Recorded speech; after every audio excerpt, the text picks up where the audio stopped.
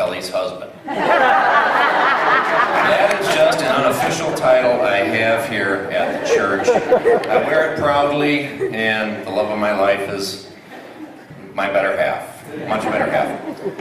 My personal testimony is not a real dramatic testimony. It's never going to be a New York Times bestseller. It's never going to be made into a major motion picture, but I hope it resonates with some of you out there. I was born into a very comfortable family. My parents were very loving, very secure, always knew I'd have a roof over my head, very loved, told I was loved by my parents. The misconnect came for me with that my parents told me that I could get to heaven by being good. And as I got older, I kind of started to wonder, is God's idea of being good the same as my idea of being good? Is there a misconnect there? And as a teen, I started to kind of wonder. And I'd seen people who I thought were real pious and real religious, and they all went to church. Well, growing up in the country, there was no church nearby. So I said, when I get older, I'm going to settle this. I'm going to figure this out one way or the other. And so, as I was finally able to drive, I went to a little Baptist church out in Oxford, Michigan. And it was there I was only there maybe a couple weeks, and I finally got the answer that I was looking for.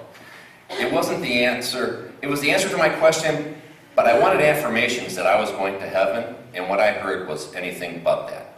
That I was a sinner, like everyone else, and that my eternal destiny was going to be separated from God. God answered that pretty quick to my question, and that was really, I was like, man, that is really bogus. I mean, there is no way that this is going to turn out like this for me. Had the sermon ended there, that would have been very tragic for me, of course, and as anybody else is hearing, where not getting the news you want, especially as something that's important as your eternal destination. Luckily, the sermon didn't end there, and it ended with a personal invitation that I could know that I was going to heaven if I accepted Jesus Christ as my Savior, that if I just confessed my sins and acknowledged Him, that He was righteous and just to forgive my sins. It wasn't long after that, they had an invitation. I still remember not responding to the initial invitation, but I remember I responded during the old hymn, Almost Persuaded. And I think it was the doom comes at last line that finally persuaded me I got to get up to that altar. And so I went up there, I accepted Jesus as my Savior, and I'll tell you that was 34 years ago. And for 34 years, what a difference to not hope I'm going to heaven, but to know I'm going to heaven. To not hope that at the end of my life, the scales will balance in my favor, but to know that it's already been settled. So when I lay my head down at night, to know that if it's my last night on earth, I'm going into glory, has made all the difference for me. And I hope that this has resonated with maybe some of you, and that it'll make some difference for you.